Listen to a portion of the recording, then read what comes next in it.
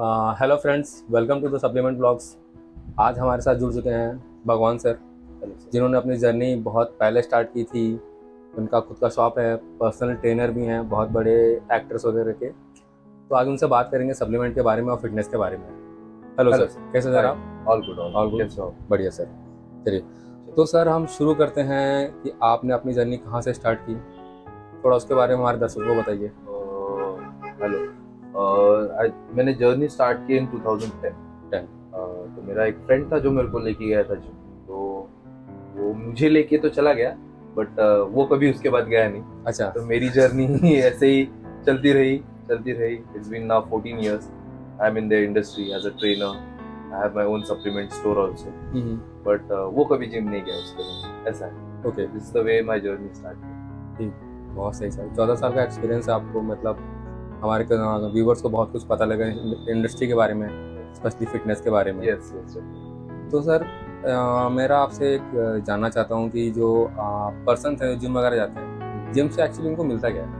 एक जिम जाके मिलता है, एक बहुत बड़ी चीज आपने बोली है। हाँ। ये एक्चुअली जिम जाने से आपका एक सेल्फ कॉन्फिडेंस जो होता है ना, वो बहुत इतना है कि वो उसके अलावा आपको कुछ नहीं चाहिए। एक सेल्फ कॉन्फिडेंस ही है जो आपको सबसे ज्यादा आगे लेके जाता है। ओके। बहुत ज्यादा सेल्फ कॉन्फिडेंस मिलता है जिम जाने के बाद। एक एग्जांपल अगर दूंगा मैं, तो अगर कोई भी एक क्लाइंट आता है जिम में, या फिर कोई लड़का या लड़की आते हैं, सबसे पहली चीज तो लड़का आता है। अगर पतला लड़का होगा तो वो जिम इसलिए आता है कि भाई मैं अच्छा दिखूं तो लड़की पटी। अगर मोटी एक हेल्दी लड़की आती है तो बोलेगी यार आज मैं जल्दी पतली हो जाऊंगी तो चाहे मेरे को अच्छा लड़का मिल जाएगा या मेरी जल्दी शादी हो जाएगी। Jokes are apart, basically everybody सिर्फ फिटनेस के लिए आते हैं, अपने हेल्थ के लिए, ताकि वो अपने आप को मिरर में देख के उनको एक अच्छा कॉन्फिडेंस मिले। You should feel good about yourself. Right. तो सर जो सप्लीमेंट है, मतलब जो फिटनेस इंडस्ट्री एक्चुअली बोलूँ मैं, ठीक है, तो उसके लिए एक नया टर्म जुड़ा है सप्लीमेंट, ठीक है। तो कैसे सप्लीमेंट, तो सप्लीमेंट कितना ज़रूरी है एक फिटनेस पर्सन के लिए जिम जाता है, या जिस तरीके से मतलब उसको एज ए प्रमोट किया जा रहा है कि आप जिम जा रहे हैं तो आपको बिना सप्लीमेंट खाए आपकी बॉडी नहीं बनेगी, तो इतना ज़रूरी है या फिर एज ए सप्लीमेंट इसको देखना चाहिए?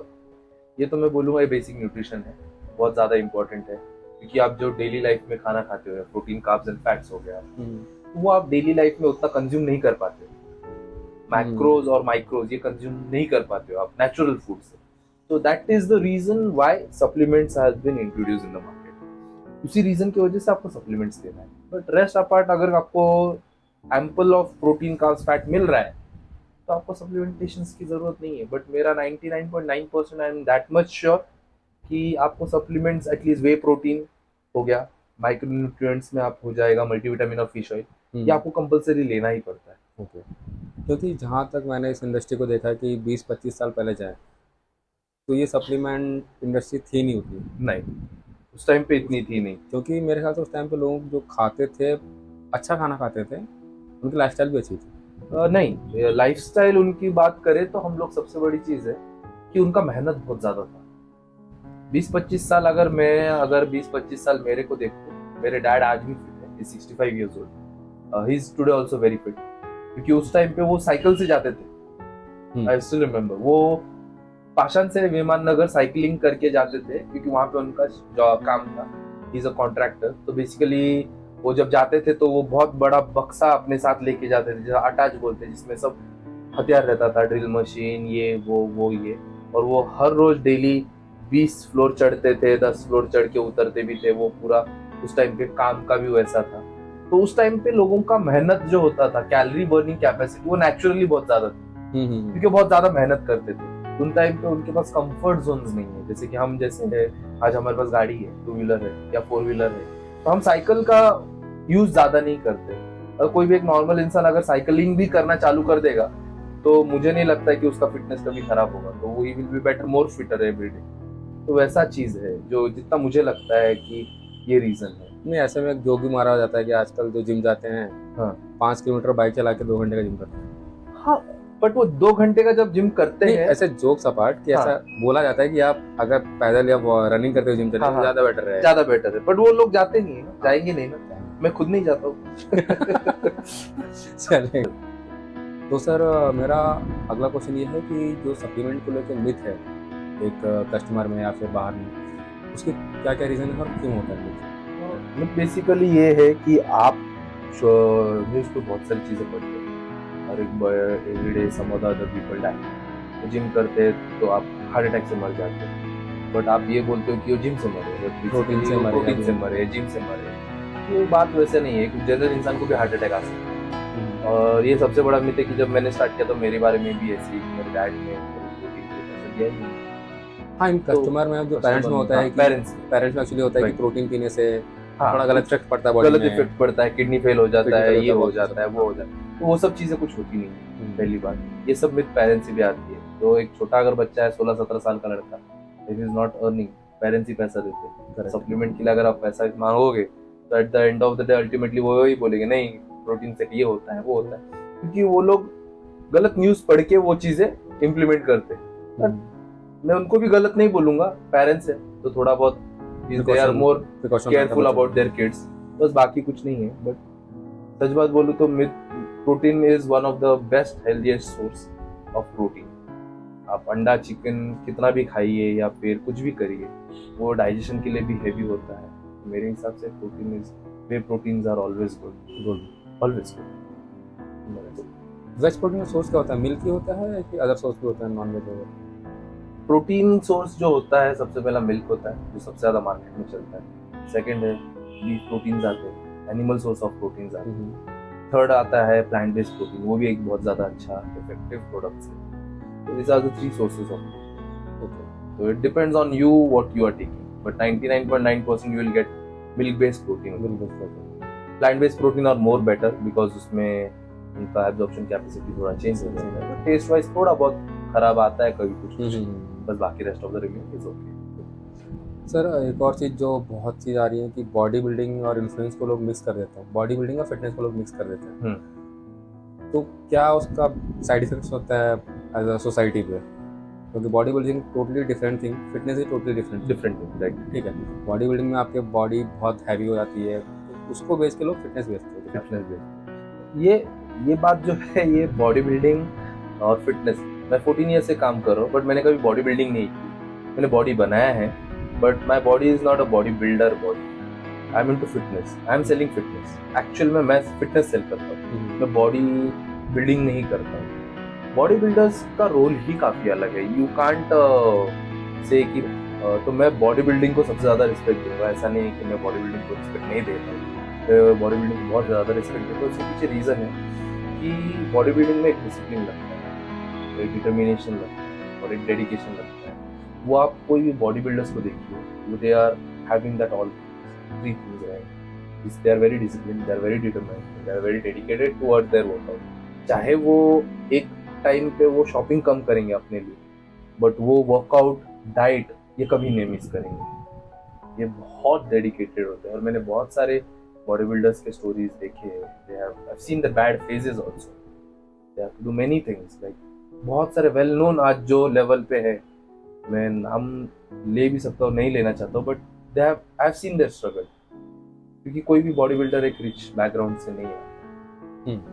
80% to 90% बॉडी बिल्डर जो आज एक टॉप लेवल पे है, वो हमेशा एक लोअर बैकग्राउंड से आए हैं और बहुत रिस्पेक्ट है मेरे वालों के लिए, वेरी डिसिप्लिन पीपल्स। और आज के जनरेशन ऐसा है के लिए एक बॉडी बिल्डिंग एक अलग ही लेवल है, बहुत अलग लेवल है। आप बॉडी बिल्डिंग को अंडर एस्टिमेट नहीं कर सकते। वो मैं भी शायद से कभी बॉडी बिल्डिंग नहीं कर पाऊंगा, मुझे ऐसा लगता है, क्योंकि उसके लिए जितना डिसिप्लिन चाहिए उतना मुझ में नहीं है।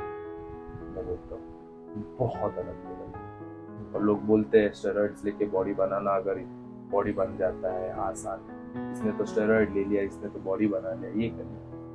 बट स्टेरॉइड लेने से अगर बॉडी बन जाता तो आज पुणे, बॉम्बे, दिल्ली, बैंगलोर, हैदराबाद के गलियों में सारे बॉडी बिल्डर्स रास्ते पे चलते, हर एक इंसान बॉडी बिल्डर होता है।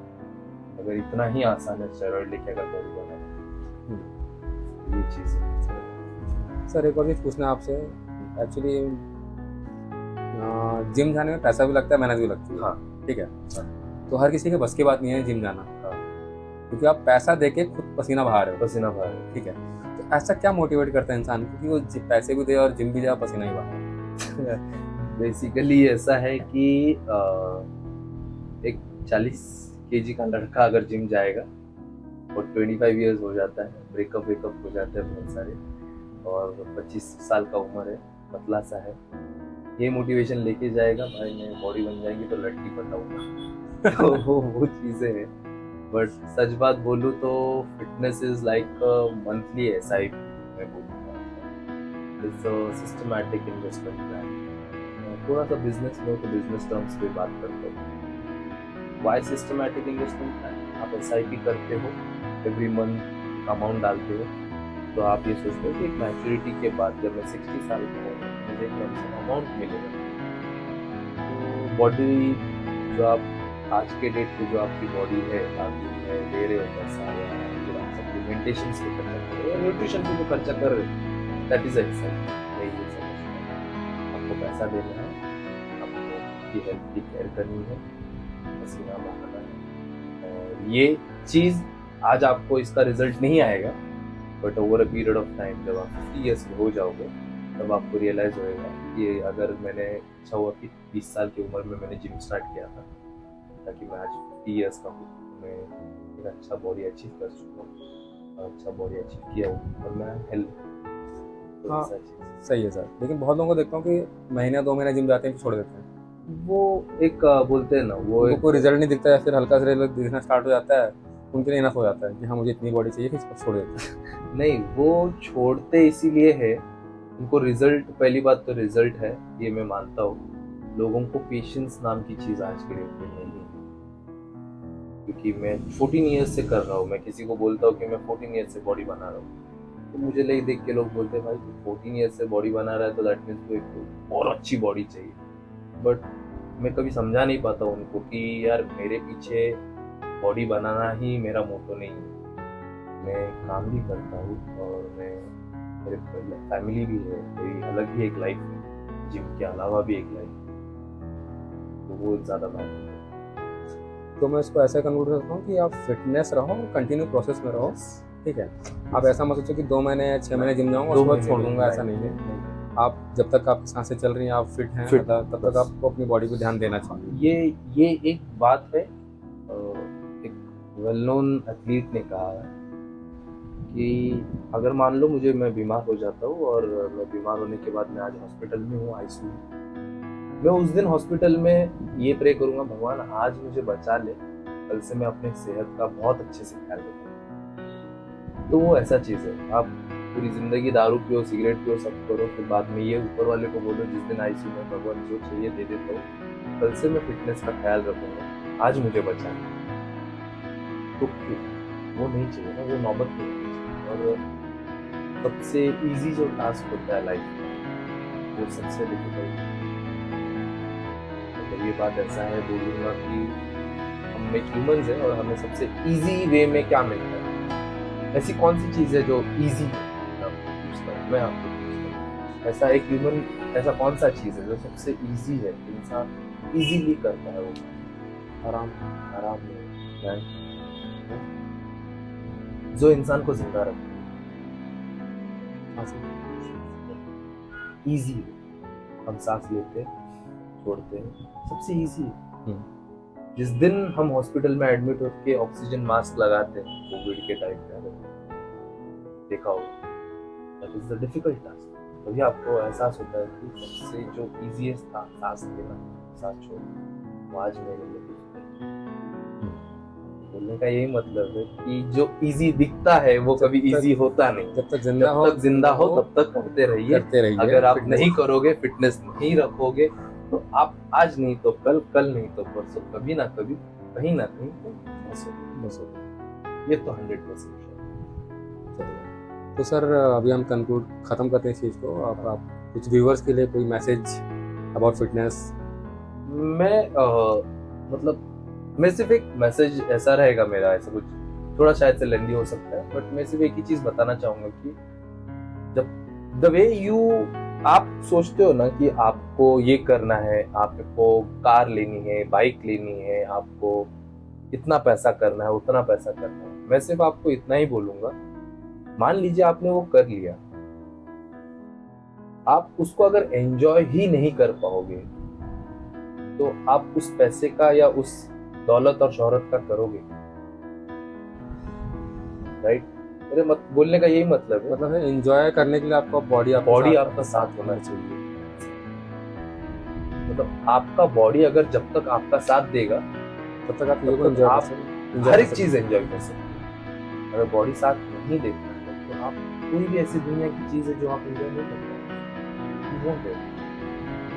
तो उसके लिए आपको मैं ये नहीं बोल रहा कि आप जिम ही जाइए या डेली फिटनेस कीजिए, बहुत सारी चीजें, रनिंग है, थोड़ी बहुत रनिंग है, जॉगिंग है, आप आउटडोर ट्रेकिंग करिए, कहीं घूमने जाइए, साइकिलिंग करिए, स्विमिंग करिए, बट डेली कीजिए, कुछ ना कंसिस्टेंसी वे में कीजिए। खाना डेली खाते हैं, पानी डेली पीते हो हर 2 घंटे में, नहाते डेली हो, तो वर्कआउट भी करिए। It's just 4% of your body. अगर आपको जिम जाने का टाइम नहीं मिल पा रहा तो घर पे कीजिए, थोड़ा घर पे करिए और higher a best consultant at your place. एक अच्छा कंसल्टेंट आप हायर करिए।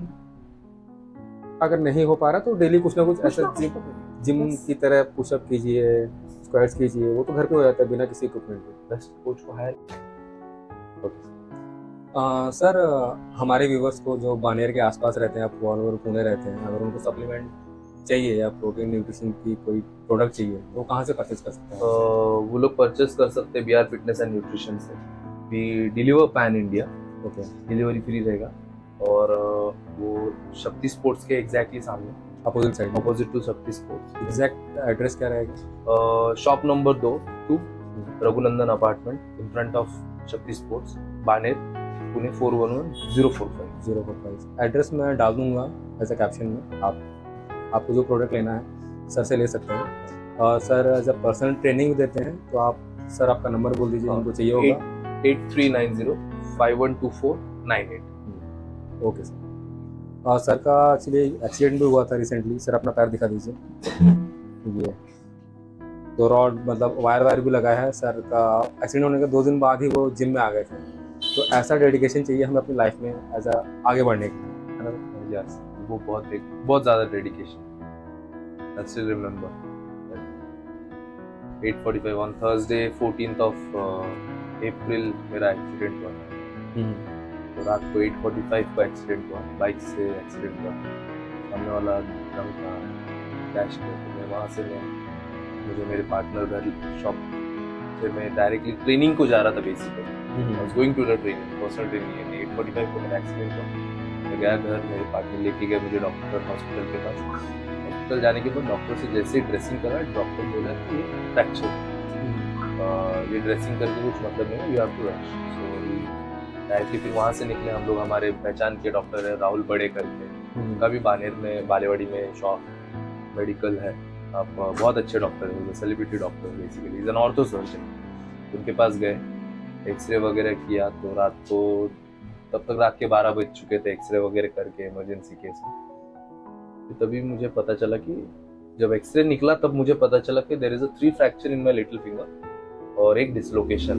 ओके, उसके बाद मुझे ऐसा थोड़ा सा ज़्यादा घबराहट होने लगी क्योंकि मुझे पता समझ में नहीं आया क्या करूँ। मुझे लगा कि मैं ये सोचा था शायद से मैं कल जिम जा पाऊंगा या नहीं जा पाऊंगा। ये सबसे बड़ा मेरे लिए क्वेश्चन मार्क था। बिकॉज एक छोटी सी, अगर मेरा पैर टूट जाता तो बात अलग होता, बट वो एक छोटी उंगली टूटी है, तो 3 फ्रैक्चर और एक डिसलोकेशन है। तो फिर वो it was a very hectic.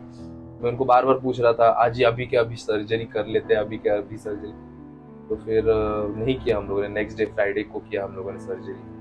And surgery went almost on 1.5 hour गया था वो surgery. I was that time very conscious, anesthesia में था। I was very conscious. Surgery के बाद I was on bed rest till Saturday.